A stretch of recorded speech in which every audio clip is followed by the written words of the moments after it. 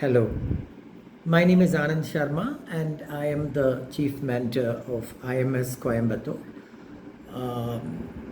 Today we are going to discuss the cancellation of the 12th standard exams, both by Central Board of Secondary Education initially, and then the state boards also followed suit. Because of the peculiar condition that we are in, it's not very safe to conduct examinations where large numbers of students gather together. And what is going to substitute that is not clear at this moment. The committee is looking into that and they would make their recommendations in about 10 days time, based on which the government would take a decision, and we can expect the states also to take decisions for their respective exams, more or less in the same manner. This could be based on their performances in their term exams, mid-year exams, or even their 11th standard exams, and maybe other criteria like an objective evaluation of the performances of the students in attendance, in submission of assignments, etc. We're not very sure how it will be done, but it has to be a uniform pattern, and it is not an easy thing, believe me. The government, if there was a way, would have conducted these examinations, and now there is a big headache. A similar thing was done by United Kingdom with their A-level examinations last year, and it did draw a lot of controversy, and ultimately they had to revise the entire mark system. So whatever they do, there would be criticism, because you can't evolve a system which is perfect in these circumstances.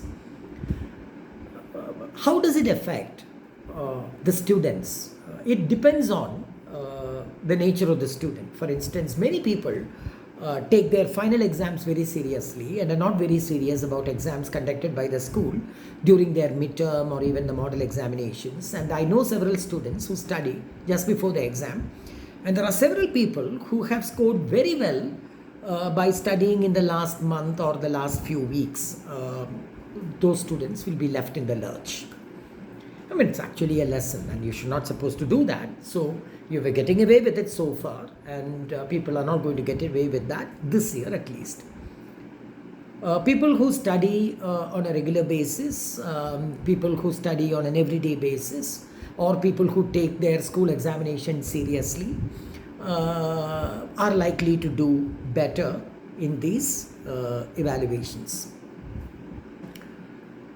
When it comes to the state level, the issues become a little more complex. That's because there is a wide disparity between schools which offer the state syllabus, which are in the private sector, particularly in the cities and towns, and schools which are run by the government or the municipalities and corporations.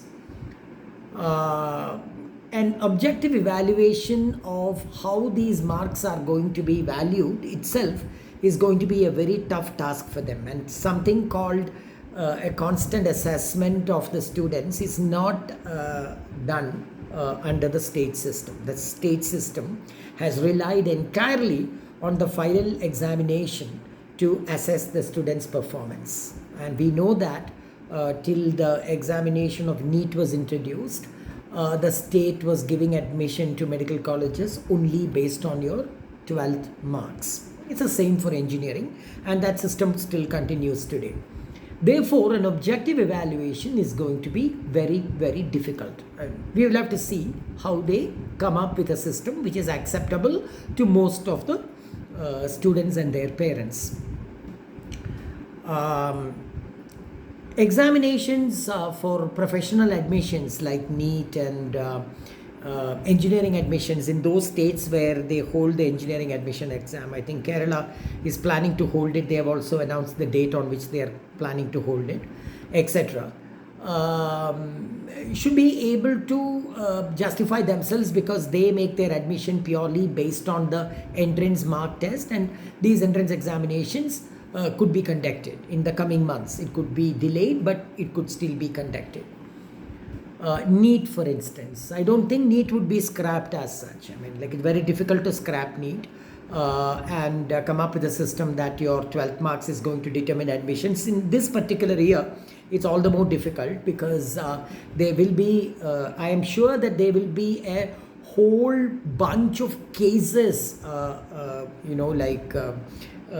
saying that we didn't get the marks that we deserve, they have to reevaluate the system, etc. We know how touchy the parents are when it comes to their children's marks and their admissibility to professional courses. So you can expect the legal system to be inundated, flooded with cases on whatever system the government adopts to implement to award the marks.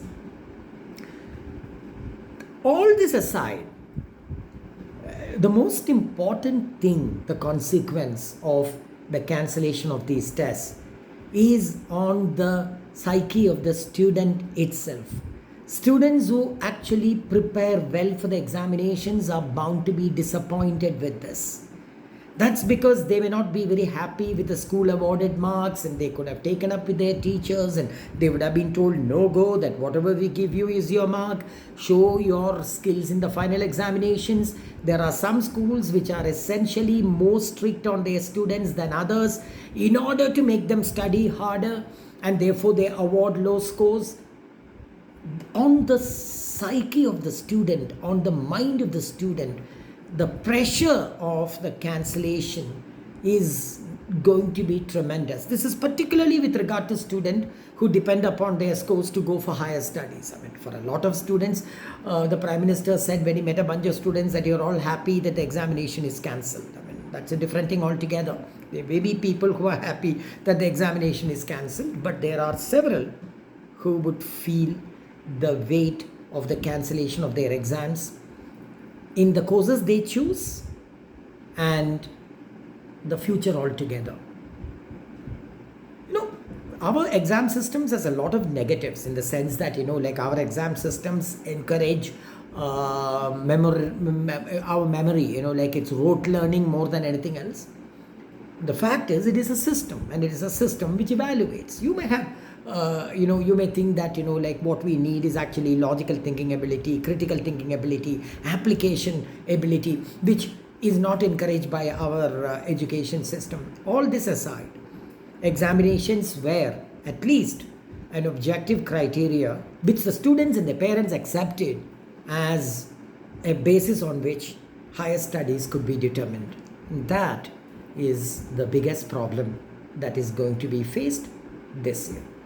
We will see how the governments and the powers that be in the center and the states tackle the whole thing. But cancellation of an exam is not a good thing overall. Thank you very much.